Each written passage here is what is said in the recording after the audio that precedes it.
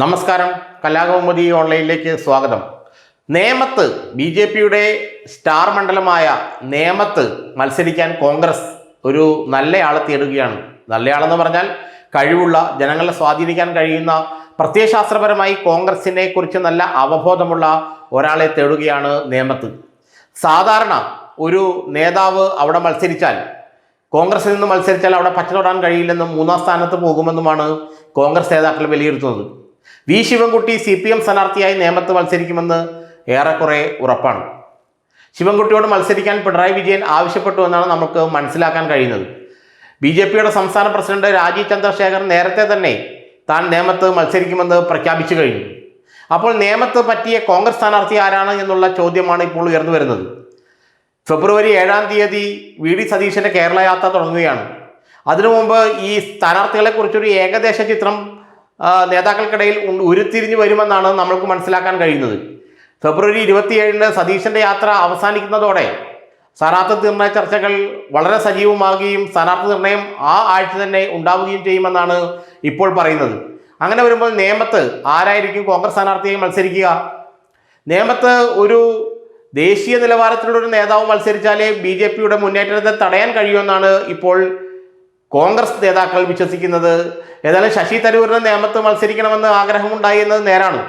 പക്ഷേ തരൂരിനെ ഇപ്പോൾ ഇനി അവിടെ അടുപ്പിക്കില്ല. ഇനി ഹൈക്കമാൻഡ് ആകാൻ പറഞ്ഞാൽ പോലും തരൂർ അവിടെ മത്സരിച്ച് ജയിക്കാൻ സാധ്യതയില്ല. കാരണം ഒന്നാമത് MP-മാർ ആരും മത്സരിക്കേണ്ട എന്നുള്ള നിലപാട് ഇപ്പോൾ എടുത്തിരിക്കുകയാണ്.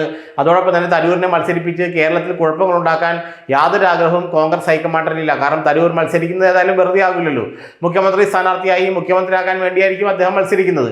അപ്പോൾ തരൂരിനെ മത്സരിപ്പിച്ച് പുലിവാലി പിടിക്കേണ്ട എന്നുള്ള ആഗ്രഹമാണ് ശരിക്കും കോൺഗ്രസ് നേതൃത്വത്തിനുള്ളത്. അതുകൊണ്ട് തരൂർ അവിടെ മത്സരിക്കാൻ സാധ്യതയില്ല. പിന്നെ ആരവിടെ മത്സരിക്കും? കെ മുരളീധരൻ തന്നെ വീണ്ടും വരുമോ? തനിക്ക് സുരക്ഷിതമായൊരു സീറ്റ് വേണമെന്നും ഇത്തവണ ജയിച്ച് മന്ത്രിയാകണമെന്നും ആഗ്രഹമുള്ളയാളാണ് കെ മുരളീധരൻ.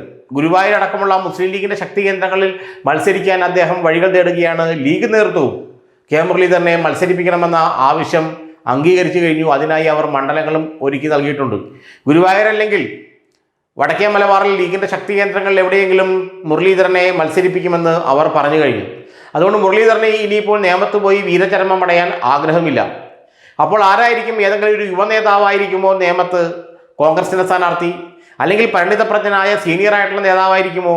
ഇക്കാര്യങ്ങളെല്ലാം കോൺഗ്രസ് നേതൃത്വം ചർച്ച ചെയ്യുകയാണ്. കാരണം നേമത്ത് ശക്തിയായ അല്ലെങ്കിൽ കരുത്തനായ ഒരു സ്ഥാനാർത്ഥിയെ നിർത്തിയില്ലെങ്കിൽ വലിയ ബുദ്ധിമുട്ടാണ് കോൺഗ്രസിന്റെ കാര്യത്തിൽ. തോൽക്കുമോ ജയിക്കുമോ എന്നുള്ളതല്ല, ബി.ജെ.പിയെ ജയിപ്പിക്കാൻ വേണ്ടി കോൺഗ്രസ് പരിശ്രമിച്ചു എന്നുള്ള ആരോപണം കേൾക്കേണ്ടി വരും. അതുകൊണ്ട് കരുത്തനായ ഒരു സംസ്ഥാന ദേശീയ നിലവാരമുള്ള നേതാവിനെ തന്നെ അവിടെ മത്സരിപ്പിക്കാനുള്ള നീക്കമാണത്രേ ഇപ്പോൾ കോൺഗ്രസ് നേതൃത്വം നടത്തുന്നത്. ആ പേരിൻ്റെ പ്രഖ്യാപനം അടുത്ത ദിവസങ്ങളിൽ തന്നെ ഉണ്ടാകുമെന്നുള്ള സൂചനയാണ് ഉള്ളത്. ഏതായാലും നേമം കോൺഗ്രസ് അങ്ങനെ വിട്ടുകളിക്കുന്ന പ്രശ്നമില്ല. നല്ല സ്ഥാനാർത്ഥിയെ തന്നെ അവിടെ നിർത്തും. രാജീവ് ചന്ദ്രശേഖരനും ശിവൻകുട്ടിക്കും എതിരാളിയാകാൻ പറ്റിയൊരു നേതാവിനെ തന്നെ അവിടെ മത്സരിപ്പിക്കാനാണ് കോൺഗ്രസിൻ്റെ നീക്കം.